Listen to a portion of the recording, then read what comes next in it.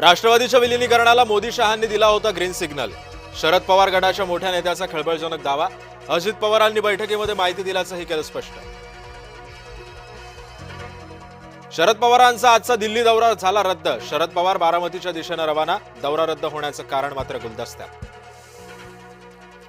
उपमुख्यमंत्री एकनाथ शिंदे कोकणाच्या दौऱ्यावर. चिपळूण, रत्नागिरी आणि कुडाळमध्ये शिंदेंची जाहीर सभा.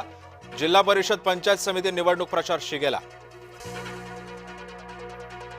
भाजपच्या मुंबई महापौर निवडीच्या हालचालींना वेग. येत्या 48 तासांमध्ये भाजप महापौर पदाचा चेहरा निश्चित करणार. रितू तावडे, राजश्री शिरवडकर, शीतल गंभीर यांची नावं आघाडीवर. ठाणे महानगरपालिकेच्या महापौरांची आज घोषणा. महापालिकेच्या सर्वसाधारण सभेचं आयोजन. आजच पदग्रहण सोहळा होणार. नाशिकच्या महापौर पदासाठी उमेदवारी अर्ज भरण्याचा शेवटचा दिवस. गिरीश महाजन घेणार नवनिर्वाचित नगरसेवकांची भेट. भाजपकडून हिमगौरी आडके, दीपाली गीते यांचं नाव आघाडीवर. डॅड, काश वेळ थांबली असती तर मी तुम्हाला घट्ट मिठी मारून आयुष्यभर तसाच राहिलो असतो. अजित पवारांसाठी जय पवारांची भावनिक पोस्ट. लाडकी बहीण योजनेला अजितदादांचं नाव द्या.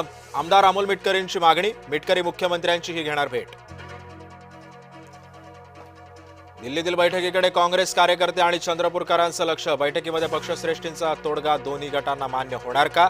आज दुपारी दिल्लीमध्ये के.सी. वेणुगोपाल यांच्या उपस्थितीत होणार बैठक.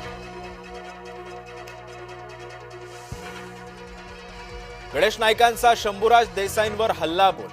एकेरी उल्लेख करत मालकमंत्री म्हणत केली टीका. रायगडमध्ये शिवसेना राष्ट्रवादीचा संघर्ष पेटला. लोकसभेला राष्ट्रवादीला मतदान करून आम्ही पाप केलं. विकास गोगावलेंचं वक्तव्य. आजची कॅबिनेट बैठक रद्द. नवनिर्वाचित उपमुख्यमंत्री सुनेत्रा पवार बारामतीला असल्या कारणाने निर्णय. आता कॅबिनेटची पुढची बैठक पुढच्या आठवड्यात होणार. शशिकांत शिंदेंचं पोलीस ठाण्यात ठिय्या आंदोलन. आजी माजी सरपंचावर हल्ला करून खोटे गुन्हे नोंदवल्याचा आरोप. साताराच्या आसरे गावचे आजी सरपंच, माजी सरपंच अडचण.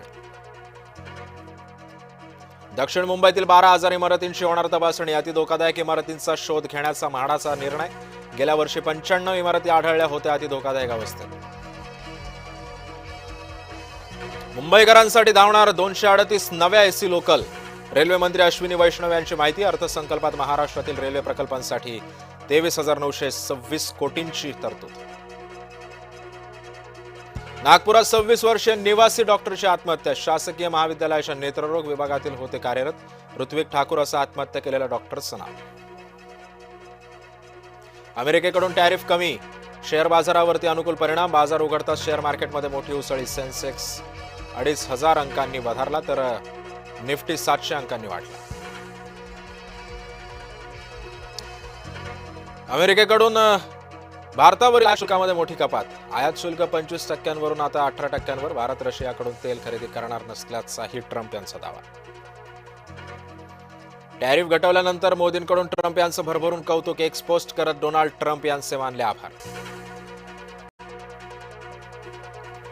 पंतप्रधान नरेंद्र मोदींपाठोपाठ मुख्यमंत्री देवेंद्र फडणवीसांनीही एक्स पोस्ट करत निर्णयाचं केलं स्वागत.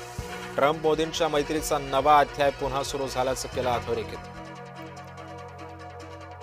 जम्मू काश्मीरमध्ये अनेक ठिकाणी एनआयएचे छापे. दहशतवादाशी संबंधित प्रकरणी कारवाई. 2 जण ताब्यात. व्हॉट्सअॅप वापरण्यासाठी आता मोजावे लागणार पैसे. व्हॉट्सअॅप सशुल्क सदस्यता योजना सुरू करण्याच्या विचारात. व्हॉट्सअॅप बीटा इन्फोचं वृत्त.